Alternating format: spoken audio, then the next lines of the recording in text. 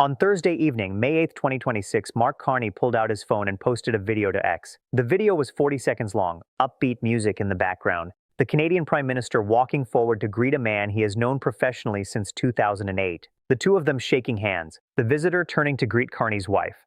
A handshake, a smile, a few seconds of conversation. The caption was 61 words. It began with these 5, "Welcome back to Canada, President." The visitor was Barack Obama. Within hours, Donald Trump's most prominent supporters were demanding Obama be arrested. Loomer called it a coup. Nick Sortor invoked a 1799 federal law, the Logan Act, and posted that Obama, in his words, should figure out his place before his ass ends up in prison. The conservative X account Catturd posted simply, Logan Act.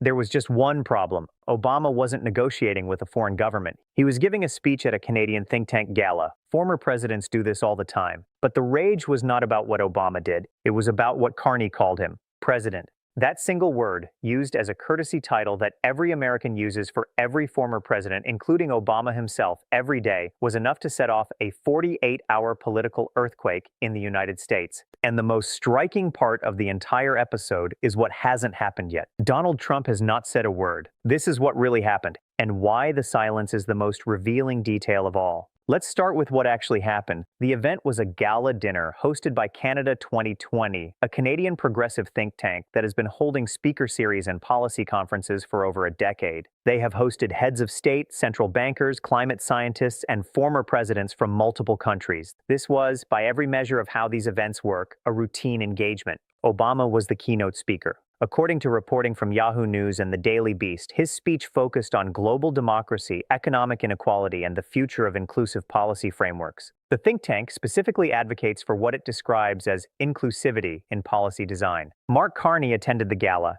He greeted Obama publicly. He posted a video of the greeting on X, his official social media account. He included his wife, Diana Fox Carney, in the introduction. The full caption read, quote, "Welcome back to Canada, President Barack Obama. Thank you for joining us in Toronto for important conversations on how we can build a better and more just future and empower more people to build with us." 61 words, a welcome, a thank you, and a reference to the speech topic. Standard diplomatic courtesy. What made this different was timing. Obama and Carney are not strangers. According to Yahoo News reporting, the two men have known each other professionally since at least 2008. Back then, Obama was newly elected President of the United States. Carney was Governor of the Bank of Canada, and would soon become Governor of the Bank of England, navigating Britain through the 2008 financial crisis. They have collaborated in different roles for almost 2 decades. The video showed two professionals greeting each other warmly, nothing more. But the political environment around it was anything but routine. The reaction online was instant and disproportionate. Within minutes of Carney's post going live, Loomer, one of the most prominent voices in Trump's MAGA media ecosystem, fired back on X with a question that, in retrospect, set the tone for everything that followed. She wrote, quote, "Why is Barack Hussein Obama meeting with world leaders while President Trump is in office?" She did not stop there. In a follow-up post, she added 2 words, "This is a coup." That phrase, coup, was picked up and amplified across the MAGA online universe within hours. Nick Sortor, another conservative influencer, took it further. He wrote, quote, "Obama needs to sit down and figure out his freaking place before his ass ends up in prison for violating the Logan Act." He added, "Trump is our president. You've been sidelined, Hussein." Notice the use of Hussein, Obama's middle name, deployed as a slur, a habit that had largely faded in the last decade and was suddenly back. The conservative X account Catturd, which has millions of followers, posted just 2 words, Logan Act. Other accounts quote tweeted Carney's original post. Some insisted he should have called Obama former president. Some claimed his use of the title president proved that Obama was running a shadow government. Some tagged Donald Trump directly, demanding action. By Friday morning, May 9th, the controversy had its own news cycle. Newsweek published an explainer titled, "What is the Logan Act?" The Daily Beast covered the meltdown. Yahoo News, The New Yorker, and multiple Canadian outlets all picked up the story. A handshake at a think tank dinner had become a national political event in the United States. And Donald Trump still had not commented. Let's pause for a moment on the Logan Act because it's central to understanding why this exploded. The The Logan Act was passed in 1799. It is one of the oldest active federal laws in the United States. It is named for Dr. George Logan, a Pennsylvania state legislator who, in 1798, traveled to France on his own initiative to try to diffuse tensions between the two countries. Congress was not pleased. They passed a law to prevent private citizens from doing what Logan had done. The law states, in essence, that any U.S. citizen who, without authorization, directly or indirectly commences or carries on any correspondence or intercourse with any foreign government with the intent to influence that government's actions in disputes with the United States is committing a federal offense. That sounds severe. And in theory, it is. But here is the part that matters. In 227 years, the Logan Act has been used to charge an American citizen exactly twice. Both prosecutions failed. Nobody has ever been convicted under the Logan Act. Legal scholars across the political spectrum widely consider it unenforceable, partially because its terms are so vague that almost any private conversation between an American and a foreign official could theoretically qualify. Now, what about Obama specifically? Obama gave a speech at a privately organized think tank gala. He shook hands with the host country's prime minister. There is no reporting, none, suggesting any negotiation, agreement, or policy coordination took place. Carney's tweet thanked Obama for important conversations on how we can build a better and more just future. That language describes a public dialogue about ideas, not a private negotiation about state actions. In other words, the Logan Act does not apply, not even remotely. This is not a controversial reading. Newsweek's explainer makes this clear. The Daily Beast makes it clear. Multiple legal experts have made it clear in the last 24 hours. But the law was never the point. The reaction was the point. Now let's talk about why Mark Carney made this post, because make no mistake, he made a choice. Carney did not have to attend a Canada 2020 gala. He did not have to post a video. He did not have to call Obama president. Every one of those decisions was deliberate, and every one of them sent a signal. Consider the context. 3 days before the Obama meeting, the U.S. Court of International Trade ruled Trump's tariffs illegal. 2 days before, the news broke that the U.S. government would be refunding $166 billion to importers. 1 day before, the political pressure on the Trump administration had reached its highest point of the year. Carney's January speech at Davos, the one where he called the rules-based international order partially false and rallied the world's middle powers, had been the political crystallization of his approach to Trump.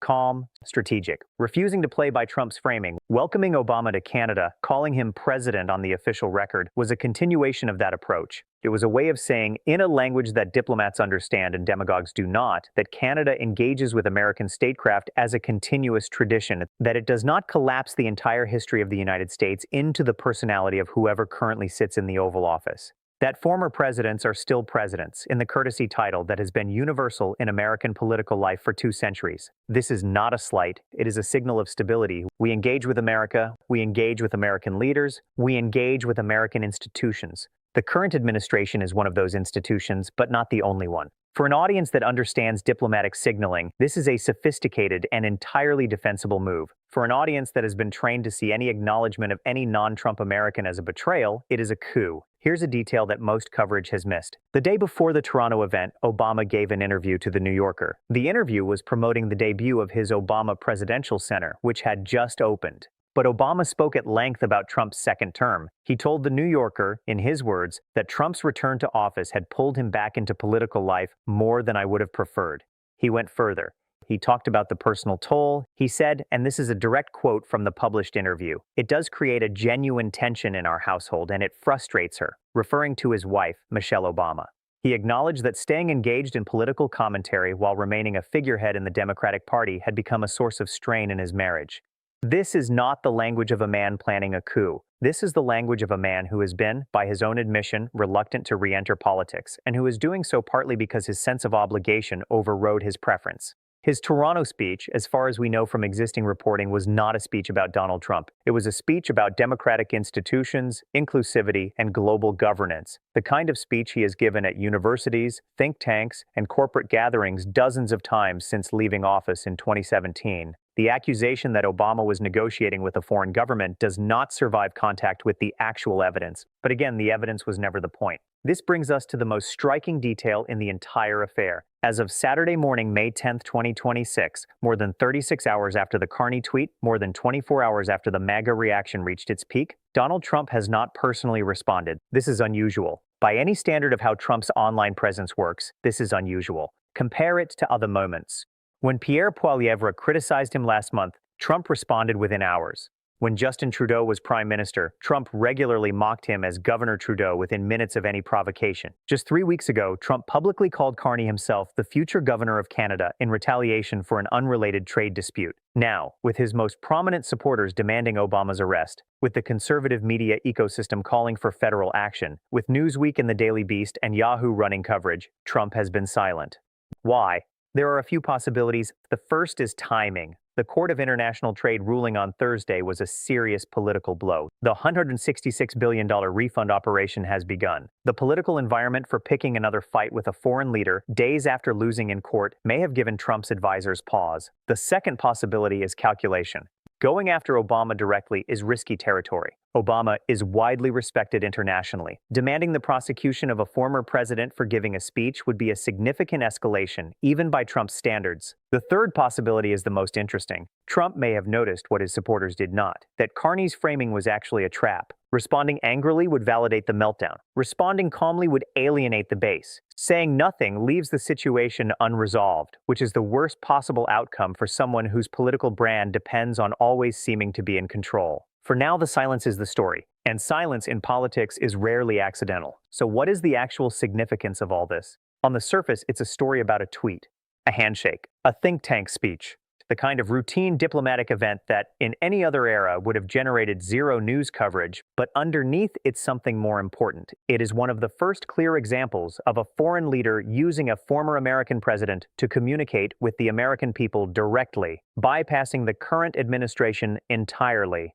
Carney did not coordinate with the State Department. He did not consult Trump's team. He did not request approval. He posted a public welcome to a former American president in language that any American would recognize as routine courtesy and let the reaction sort itself out. The MAGA outrage proved his point. By demanding that Obama be arrested for shaking hands at a think tank, Trump's most prominent supporters revealed the brittleness of the political project they represent. They cannot tolerate even the appearance of normalcy in international relations. They cannot tolerate even the recognition that other American leaders exist. That brittleness is information. Other foreign leaders are watching. They are learning what Carney already knew, that the current administration's reach into the international space is narrower than it appears, that it can be navigated with patience and signaling, that the system has more flexibility than the headlines suggest. The handshake in Toronto was not about Obama. It was about demonstrating in the most subtle possible way that Canada is not afraid. 61 words. That's all it took. A short caption on a 40-second video posted at the end of a long week in Canadian politics. Welcome back to Canada, President.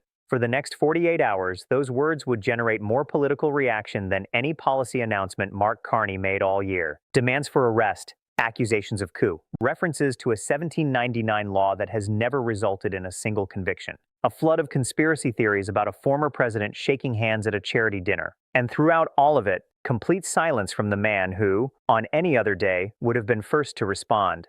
The political class will spend the next week dissecting what this means. Some will say it's nothing, just another social media cycle, signifying nothing. Some will say it's a major signal of how Canadian-American relations are fragmenting. The truth is probably somewhere in between. But here's what we know for sure. Mark Carney made a deliberate choice. He used the most ordinary diplomatic language to do something extraordinary. Engage with American history as a continuum, not as a personality cult. He did it knowing exactly how Trump's supporters would react. He did it anyway, and he did it 3 days after the U.S. courts handed him the most significant legal victory of his political career. The pattern is consistent, the strategy is patient, the signals are precise. For 14 months, observers have been waiting for Mark Carney to make a mistake, to overreach, to break under the pressure, to say the wrong thing. He hasn't. And as long as Donald Trump's silence continues, the question is no longer what Carney is doing. The question is what Trump is going to do about it. If you want to follow the next chapter of this, the Trump response when it comes, the USMCA deadline approaching on July 1st, the unfolding consequences of the tariff ruling, hit subscribe and turn on notifications. Real sources, real signals, real consequences. Thanks for watching.